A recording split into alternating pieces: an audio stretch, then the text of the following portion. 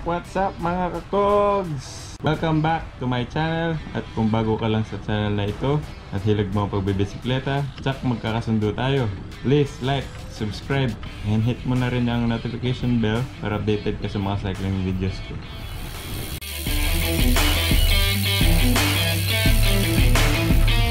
Bale sa video na to, isi-share ko sa inyo ang aking kaalaman, experiences, at konting tips sa pagkikipagkarera. Inuulit ko mga kakogs, ang lahat ng sasabihin ko sa video na to ay based on my opinion at experience sa pagkikipagkarera. Unang-una sa lahat, i-check nyo muna ang inyong bisikleta. Bike check. Dahil di lang ikaw ang dapat kakondisyon, pati yung bike mo. At para sa safety mo na rin. Pangalawa, mag-ensayo muna bago sumabak sa mga ganitong uri ng paligsahan. Ang ginagawa ko kasi alternate, run, saka ride. 6 times a week. Minsan, inahaluan ko na rin ng core exercises like planking. Punta kayo sa Strava ko at nandun lahat ng record na activities ko. Kung interesado ka, pwede rin itong maging guide. Pangatlo, familiarization. Pag-aralan ng racetrack o kaya track read. Hindi yung basta-basta na lang sasabak sa race. Pwede mong gawin ito a day before ng race o kaya ilang oras bago ang karera. At sa aking experience mga kakogs, sa pagsalid dito sa mga 2020 race na to, makikita mo talagang mag-improve ka. Naalala ko nun nung unang 2020 ko dito sa Eco Park, naiiwan talaga ako. Nagbubunga naman yung mga training, nakakadikit na ako at matagal bago ako makalas.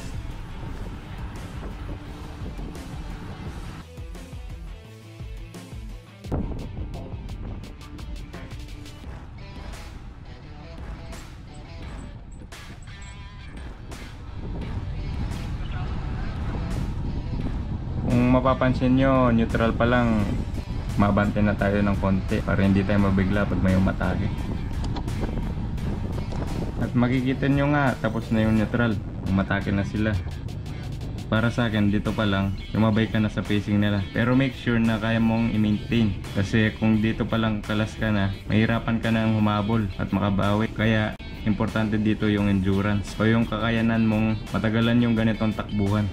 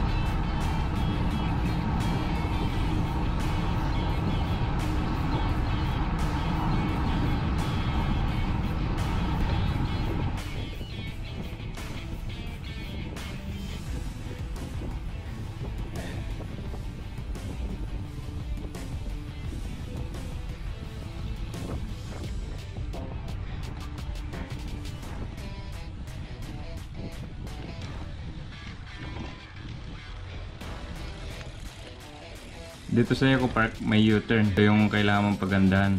Kasi halos magbaback to zero yung speed mo. Tapos bubuelo ka na naman. Kailangan mo talagang habulin yung mga nasa harap para makakapit ka. Hirap, no? Pero kaya yan. Dikit ka lang. So ayun na nga mga kakogs. Yun yung konting tips ko para sa inyo. Sana nakatulong at may natutunan kayo.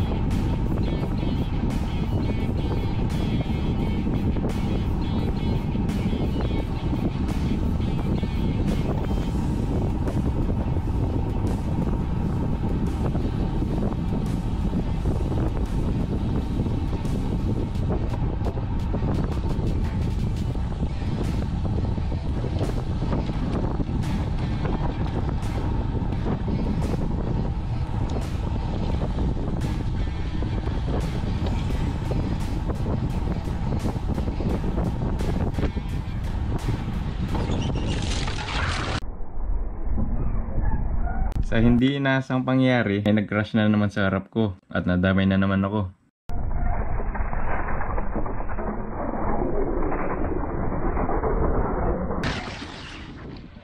Parang yun nangyari nung December 9, tandaan nyo?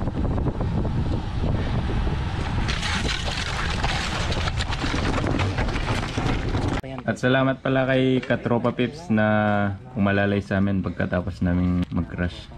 Salute at kudos sa iyo, sir. At dahil sa crash na damage yung bike ni CJ, thankfully okay naman yung bike ko. Pero hindi na kami nakatuloy sa race. Ito na yung last 100 meters, gamatihan na.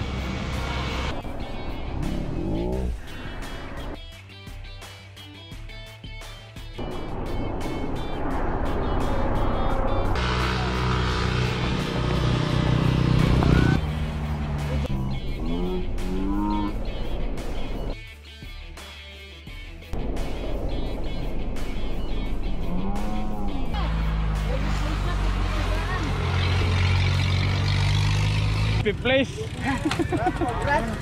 Kaya sagad gear dan ha, sayang. Damo solid ka. Hindi nga dapaan ko pag ano siya pumapalit. Nakagano no? Lugi. Pag siya pumapalit po tayo, dapa-dapa ka. Yung bano, kasalikod ka to. So yun na nga, tapos na naman yung Wednesday 2020 race. Buti hindi masyadong malala yung tatamo nating mga sugat.